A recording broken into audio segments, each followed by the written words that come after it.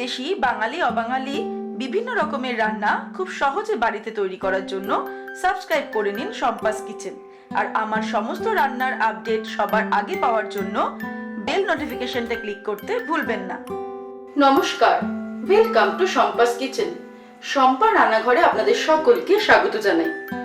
আজকে আমি তৈরি করব দারুণ একটা স্টার্টার রেসিপি, চিকেন ফ্রাই। এই চিকেন ফ্রাই রেসিপিটা কিন্তু আমার বন্ধু মহলে, পরিবারের মধ্যে ভীষণই জনপ্রিয় একটা রেসিপি, তাই এটা আপনাদের সঙ্গে শেয়ার করলাম। আশা করছি আপনাদেরও এই চিকেন ফ্রাইটা দারুণ লাগবে।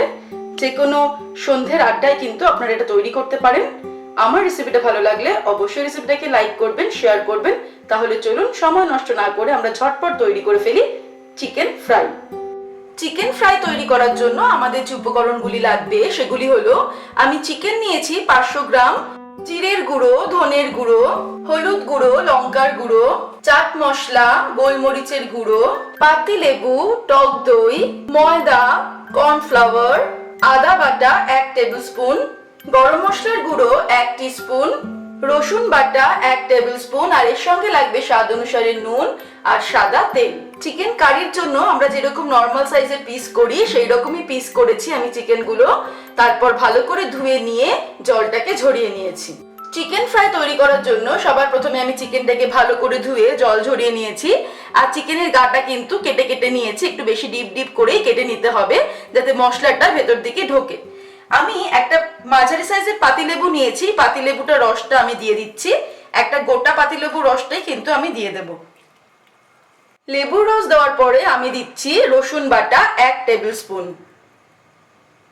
1 টেবিল স্পুন আদা বাটা দিলাম, 1 টিস্পুন গোলমরিচের গুঁড়ো দিলাম, 1 টিস্পুন নুন দিলাম। এবারে এই উপকরণগুলো দিয়ে আমি চিকেনটাকে ফার্স্ট ম্যারিনেট করছি। ভালো করে মশলাগুলো চিকেনের গায়ে লাগিয়ে দিচ্ছি। এবারে ফার্স্ট ম্যারিনেশনের পর এটাকে আমি রেখে দেব আধ ঘন্টা। এরকম নর্মাল রুম টেম্পারেচারে আমি আধ ঘন্টা এটাকে রেখে দেব। তারপর আমরা সেকেন্ড ম্যারিনেশন করব। আধ ঘন্টা হয়ে গেছে, এবারে আমি নেক্সট ম্যারিনেশনটা করব। এর মধ্যে দিয়ে দিলাম হাফ টিস্পুন হলুদ গুঁড়ো, ধনে গুঁড়ো 1 টিস্পুন, জিরে গুঁড়ো 1 teaspoon, chaat masala 1 teaspoon, 2 teaspoon লঙ্কা গুঁড়ো দেব, 1 টিস্পুন গরম মশলার গুঁড়ো দিলাম, 2 টেবিল স্পুন আমি কর্নফ্লাওয়ার দিলাম, ময়দা দিচ্ছি 3 টেবিল স্পুন, ফাইনালি অ্যাড করছি টক দই। আমি 2 টেবিল স্পুন টক দই দিচ্ছি। নুন আর ঝালটা কিন্তু নিজেদের স্বাদ অনুসারে অ্যাড করতে হবে। এবারে আমি সমস্ত উপকরণগুলো ভালো করে মাখিয়ে নেব। এটা হাত দিয়ে মাখালে ভালো হবে, কারণ চিকেনগুলোর মধ্যে কিন্তু আমরা একটুখানি রাব করে করে ঘষে ঘষে এটাকে মাখবো, যাতে মশলাগুলো একটু ভেতর দিকে ঢুকে যায়।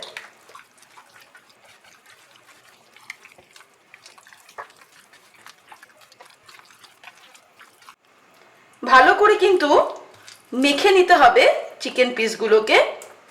এবারে মেখে নেওয়ার পর এটাকে আমি ঢাকা দিয়ে ফ্রিজে রেখে দেব। এই ম্যারিনেশনটা কিন্তু আমাদের ফ্রিজে রাখতে হবে বেশ কিছুটা সময়, 2 ঘন্টা রাখতে পারলে খুব ভালো হয়। যদি সময় কম থাকে, যে তাড়াতাড়ি ফ্রাই করতে হবে, সেক্ষেত্রে 1 ঘন্টা কিন্তু রাখতেই হবে। 2 ঘন্টা পর এবারে আমি তেল গরম করেছি। তেলটা যখন খুব ভালো মতো গরম হয়ে যাবে, তখন আমি ফ্লেমটাকে মিডিয়াম টু হাই রেখে পিসগুলো ছেড়ে দিচ্ছি।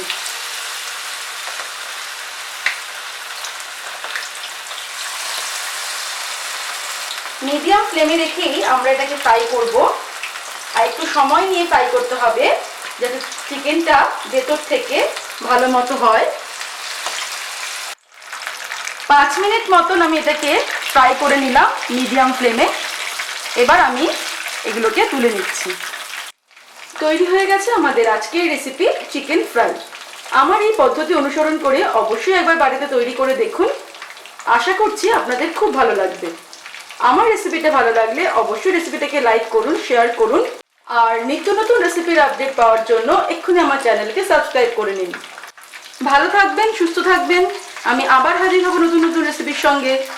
নমস্কার।